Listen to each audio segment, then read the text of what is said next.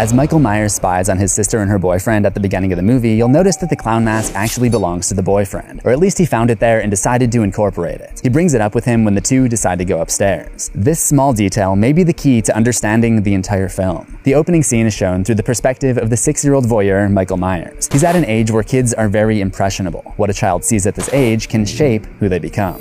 Children his age also normally aren't capable of understanding topics of a mature nature. He sees the boyfriend put on this mask and kiss Judy with it, then goes upstairs to do something in the dark. It is perhaps not the first time Michael has seen something like this without their knowledge of it, but he wasn't supposed to see this, and he doesn't know any better than to imitate it. He grabs a phallic object and takes it upstairs. He comes across the mask and puts it on himself, just copying what he had seen through the window. When he enters the room, he looks at Judy, then looks at the recently used bed, then back at Judy. This little camera movement suggests that he probably has seen the deed done before. He uses the object against Judy, then, as he had seen the boyfriend do, immediately leaves, goes down the stairs, and goes outside. For the first time, we see Michael, and he's wearing the red, yellow, green, and blue clown costume, which matches the red, yellow, green, and blue shirt that Judy's boyfriend had been wearing. The trauma of that night's events had all spawned from a bad imitation of an act that the child was never supposed to see, and this experience would shape everything that would happen when Michael returned 15 years later. To learn the meaning behind this and other iconic scenes, stick around to the end of this video.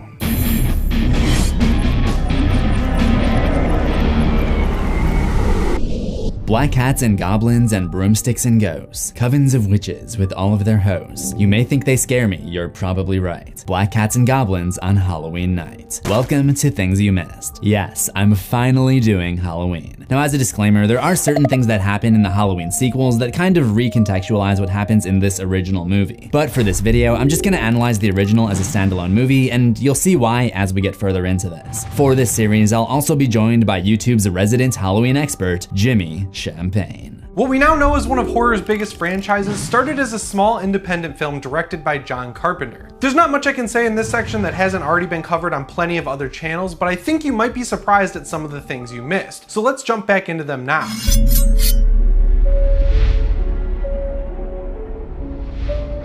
One of the best parts about Halloween is that iconic soundtrack, which kicks off at the very beginning of the film, where we see the opening titles next to a jack-o'-lantern. You'll notice the cutouts of the nose and mouth are connected by this slice. I've seen it suggested that this makes it look like somebody holding a knife. I can kind of see that, but I'm really more interested in the camera movement, which pushes forward all the way into the jack-o'-lantern's left eye. I see this as a foreshadowing of the climax of the movie, where Laurie used a coat hanger to poke out Michael's left eye so she can escape the closet. I mentioned how Michael's youth may have impacted his development when it comes to mature topics.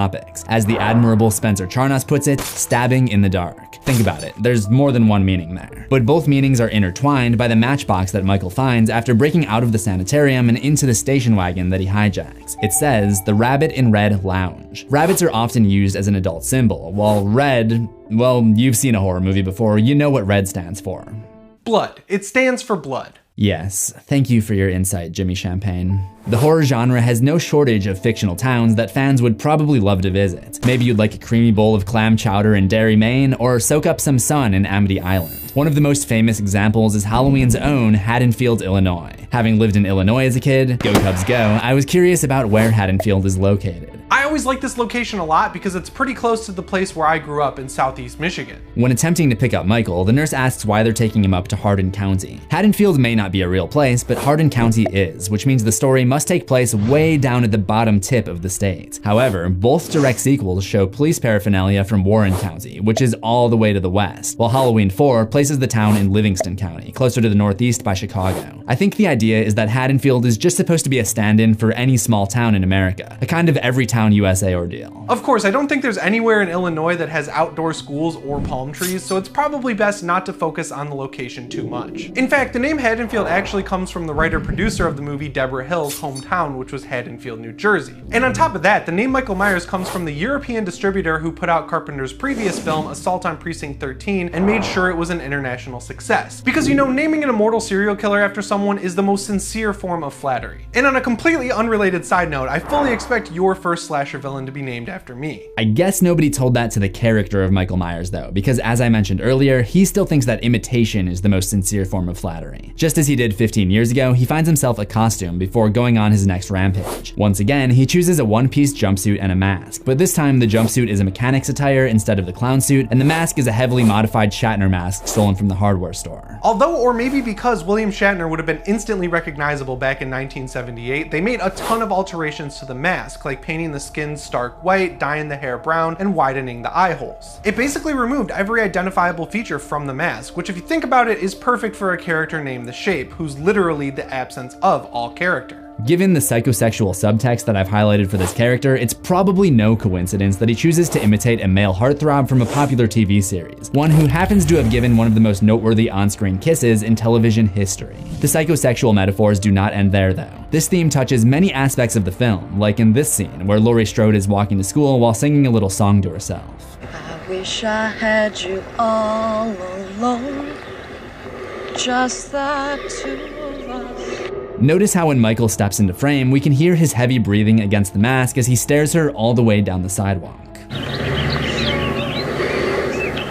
Of course, at the end of the movie, we would later find that her idea of being all alone with a man is far different than his idea of being all alone with her, or any of the other babysitters he would encounter in the neighborhood. But before we get there is an interesting scene in Laurie's English class that we can analyze to learn more about Michael Myers' true nature.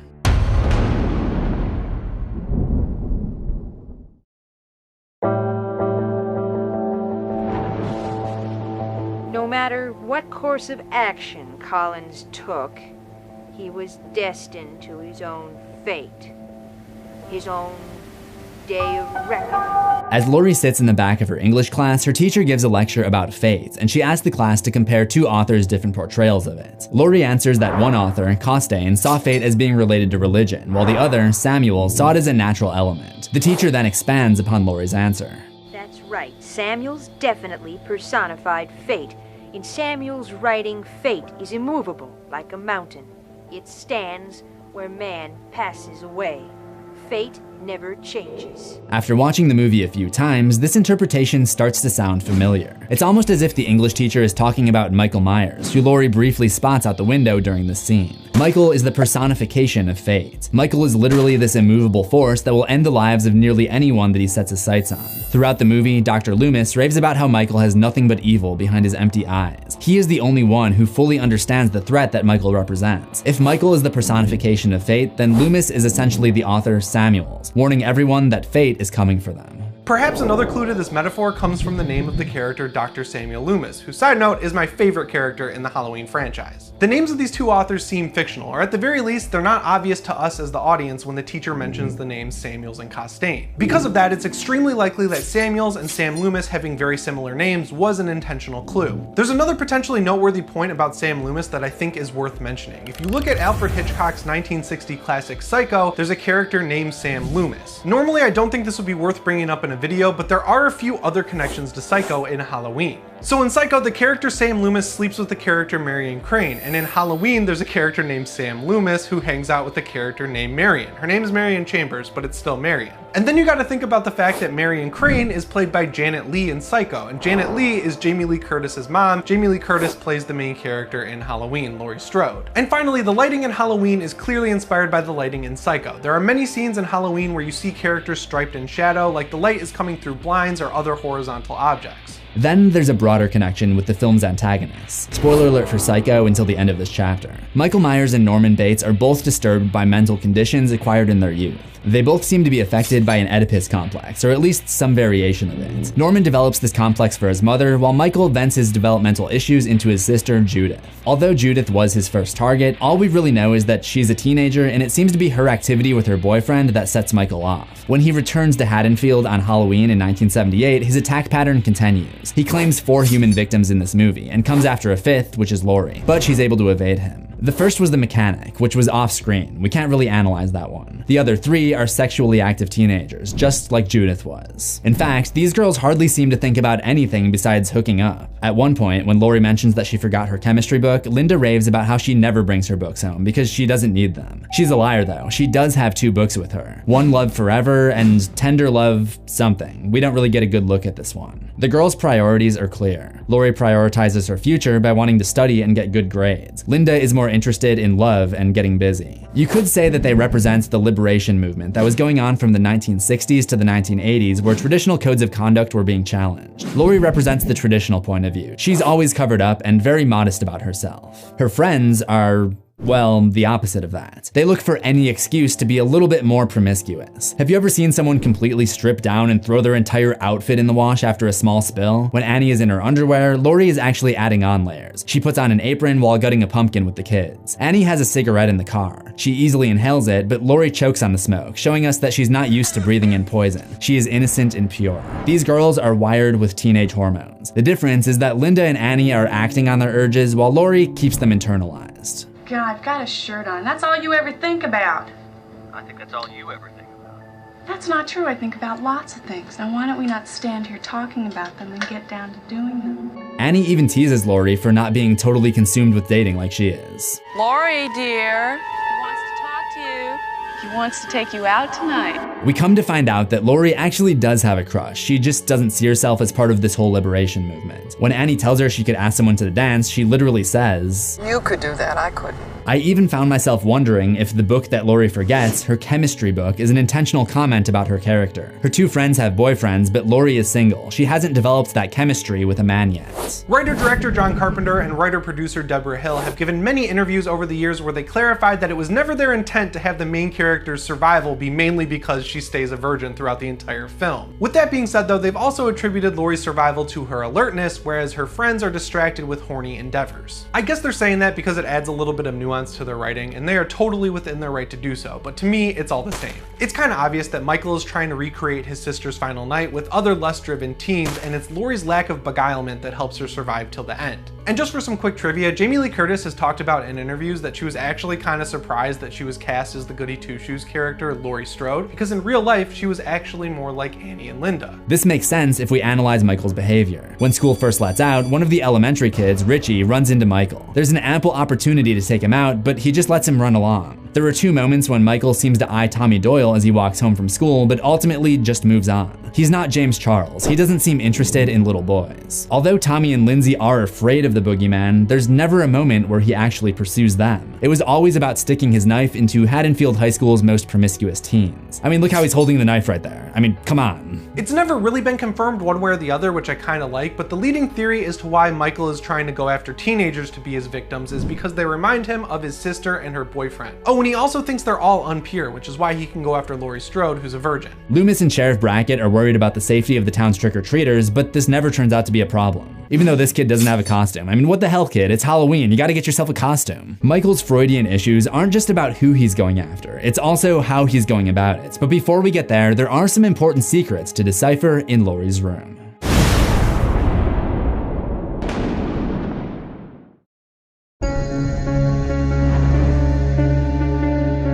When the girls get out of school, you can hear the cheerleaders practicing in the background. We're from Haddonfield, couldn't be prouder. Can't hear us now, we'll yell a little louder. I see this cheer as a foreshadowing of that evening's events, where there would be quite a lot of yelling from Haddonfield's student body. The second line, can't hear us now, we'll yell a little louder, also fits in nicely with the screams that finally get Dr. Loomis's attention. The ground is dry, the ground is dry, and the ground is wet. Laurie goes home, where we see for the only time the inside of her room. Those of you who are familiar with my videos will probably expect me to point out this Raggedy Ann doll on her dresser. While it is true that this is the same kind of doll as the supposedly haunted doll that inspired the Annabelle movies, and while it is also true that Ed and Lorraine Warren investigated the doll in 1970, a safe 8 years before Halloween came out, I'm not entirely sure if John Carpenter put it in the movie just to be creepy, or if it was just a popular doll at the time. All I can really say with certainty is that this doll, seen later at the Wallace's house, is way creepier. Laurie has a large poster of a painting by James Ensor, a Belgian expressionist painter from the 1800s who is most famous for portraying human figures wearing grotesque masks. That may not seem like much of a connection today when masked horror movie killers are plentiful, but you have to remember when Halloween came out, Michael Myers wearing a mask was kind of a novel concept. This was the movie that started the trend. Laurie looks out the window and sees Michael standing behind some bed sheets on a clothesline. There seems to be a running theme of Michael appearing behind sheets and bed sheets, which again all ties into the psychosexual themes that I pointed out throughout this video. When Annie sees Michael in the laundry room, it's through a sheet. And when he appears to Linda in the bedroom, he's wearing a bedsheet ghost costume. So we have all of these associations tying Michael's appearances to the idea of going to bed with someone. And since I failed to bring this up in my It's 1990 episode, I have to mention this here. The production designer and editor of Halloween was Tommy Lee Wallace. He went on to direct Halloween 3, but he also went on to direct It, where he once again used a line of bedsheets blowing in the wind for a scare. Also, it looks like the guy has like at least 3 characters named after him: Tommy Doyle, Lee Brackett, and Lindsay Wallace. That afternoon, Loomis heads over to Judith Meyer's gravesite, correctly assuming that Michael will try to go there at some point, but unfortunately for him, the gravekeeper talks his ear off. Yeah, you know, every town there's something like this happens. I remember over in Russellville, old Charlie Bowles, about 15 years ago. He tells the story of a guy who went into his garage one night and grabbed a hacksaw and then came inside and presumably turned his family into mincemeat. Back in 2014, John Carpenter did an interview with Halloween Daily News where he described why he put this weirdly specific story in the movie. Apparently, Russellville was a city in Kentucky near where John went to college. And old Charlie Bowles was named after the father of his girlfriend who was in the Kentucky Mafia, which I literally just found out existed, and apparently that guy had her husband whacked. In-laws, am I right? Anyway, they find Judith's grave already uprooted when they get there. They'd do anything for Halloween. Guilty as charged. Loomis's next stop is the old Myers house, which has gained a reputation for being supposedly haunted. Now, this next one isn't a traditional thing you missed, but it's more something that nobody talks enough about. Loomis and Sheriff Brackett discover the remains of a dog and realize the body is fresh. And this is Dr. Loomis's response? He got hungry. So Michael got hungry and pulled a rice gum? This is the most messed up thing in the movie and nobody ever talks about it, so I just had to bring it up and ask, why? Also, when they go upstairs, the wallpaper is different than it was in 1963. We know that nobody lived there after the Myers, so that means that Mr. and Mrs. Myers actually tried to change the wallpaper and continue living there alone after Judith was killed and Michael was sent to the sanitarium. My personal headcanon says they thought they could get past the trauma of what happened there if they changed the look of the room, but ultimately it was too sad and they ended up abandoning the house anyway. That evening, Laurie and Annie get settled in as the two are babysitting at houses right across the street from each other. In what I can only imagine is the 1978 version of iPad parenting, Laurie puts a movie on the TV called The Thing from Another World, which came out back in 1951. It's a real movie and it was one of John Carpenter's biggest inspirations, and it was kind of a preview of things to come for him because in 1982 he would release his own remake of it, which was just shortened to The Thing. Yeah, I think that one sounds vaguely familiar. And just like with Halloween, Big Trouble in Little China, The Fog, and pretty much every other John Carpenter movie, when it came out, it was a critical and commercial bomb, but then as the decades went on, it became revered as a classic. Can you see why all John Carpenter really seems to want to do these days is sit inside and play Fallout? Why the glum face? I thought random murder was routine around here. As Laurie and Annie talk on the phone about the possibility of attending the homecoming dance with her crush Ben Tramer, Michael appears outside the house for the first time. At the beginning of the movie, we saw Michael spying on a teenage relationship from his point of view, but now we're seeing the other side, as Tommy notices the shape standing in the dark outside of the Wallace's house. Michael's many background appearances are one of the things that makes this movie so fun to revisit year after year. Every time they release it on a new medium like DVD, Blu-ray, or 4K Blu-ray, someone manages to find him in a different spot, and I love that. Yeah, Jimmy, I can't wait until you see this movie after you upgrade from seeing it on Laserdisc. Just as bedsheets have served as a link between Michael and the things we do in the dark, well, darkness is also a reminder of that thing we do in the dark. Now you're probably reaching for that button to click off this video because almost all horror movies take place in the dark, right? Well, hold on just a minute. It's not just the darkness here, although lighting-wise, this movie is really dark. There are scenes where the screen is almost entirely black. You could say this is just a result of this being a low-budget horror movie shot on film, but it's not just a couple of scenes. There are a lot of scenes with barely any lights. 2, the darkness is acknowledged in the dialogue by Linda. It's totally dark. Yeah. And 3, what happens in the dark is also relevant here. For example, the screams in this movie. They aren't your typical blood-curdling horror movie screams. They almost sound more like something else.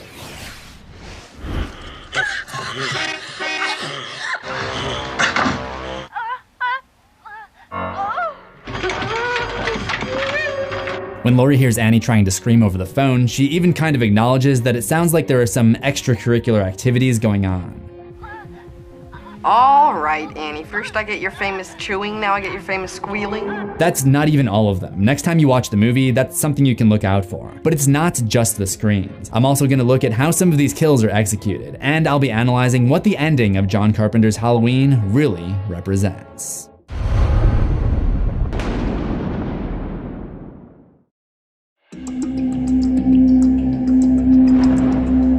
Keeping on topic with my main thesis about Michael's rampage being a release of distorted psychosexual tension, let's look at the death scenes of each of Laurie's friends and see how they tie into this idea. The first to go is the sheriff's daughter, Annie Brackett. Michael ambushes her when she hops into the car to go pick up her boyfriend, but she realizes something is wrong when she notices that the windows are fogged up, a sign that somebody had been breathing inside of the enclosed airspace for some time. Anyone who had a high school or college girlfriend is probably familiar with the concept of the fogged up car window. Since teens usually don't have a good place to get intimate, they often end up driving a car to a secluded location for some privacy. So it's probably an intentional choice for Michael to replicate that. And the fact that she was on her way to pick up her boyfriend certainly fits with the pattern of Michael's attacks. Someone smart like Laurie probably would have realized that somebody is in the car. The next victims would be Linda and her boyfriend Bob. It really bothers me how Bob just leaves the car door open when they first pull up to the house. Yeah, why does he do that? The way he stalks them is very reminiscent of Michael's childhood Halloween in 1963. He watches them make out on the couch, and he continues to spy on them after they move things upstairs. Notice his shadow passing by right here. In a break from their activities, Bob goes to the kitchen to get a couple of drinks, and Michael uses a knife to literally pin him up to the wall, which symbolizes another teenage cliche, pin-up models. If you're somehow unfamiliar, a pin-up is just a poster of an attractive model or celebrity that teens like to pin up onto their bedroom wall so they can fantasize about them as they go to sleep. The last kill of the movie is Linda. When Michael approaches her, he's wearing a costume, which leads her to believe that this is her boyfriend, Bob. This one represents roleplay. What's the matter? Can I get your ghost, Bob? Maybe it's because I was born in the 90s, but I still don't get why that's funny. I think there's also something to be said about how easy it is for Michael to trap and kill these three, who are established to be the most likely to be distracted by the allure of hooking up, as opposed to Laurie, who is much more level-headed. At times, it feels like Michael Myers almost doesn't want to kill her. It seems like he intentionally misses her right here and cuts her shirt instead. Then again later, she's not moving, yet he sticks the knife into the couch instead. In the context of the message of the movie, it's like he's giving her a warning. He knows she has dirty thoughts, as established in the car early that afternoon, but her mind isn't consumed by dating and boys like the others, so taking her out doesn't really fit in with Michael's agenda. The chase continues on to the Doyles' upstairs bedroom. Laurie thinks that she's gotten the better of Michael, but in the background, he can be seen rising up once more in a manner very similar to Nosferatu, from the 1922 classic German horror movie. Some might say there's a phallic parallel going on here. Loomis shows up and buries some lead into his former patient, knocking him off the balcony, but when he goes to collect his spoils, the mysterious villain has disappeared. The movie ends as the iconic score shows us various locations all around the house, accompanied by the slow, unnerving breathing of the evil antagonist. The final shot takes us back once more to the Myers house, as if to suggest that this entire series of events was just another mental episode, just like the one that young Michael Myers went on all of those years ago. I think the reason Halloween has endured so long is because at its heart, it's a simple story about a local boogeyman coming back to haunt a town on Halloween night that could meet any town in America. The decision to have him escape into the night at the end of the movie was so smart, because if he's alive, that means he's out there and he could come to your town on Halloween night and you could have a run-in with him. That's what kept me up at night when I was a kid, and some of the revelations in Halloween 2 also kept me up at night, but for completely different reasons. Thanks to Jimmy Champagne for joining me in this analysis of Halloween. Jimmy is all about Halloween and other iconic slasher franchises, so if you can't get enough blood and guts, definitely go check out his videos and subscribe.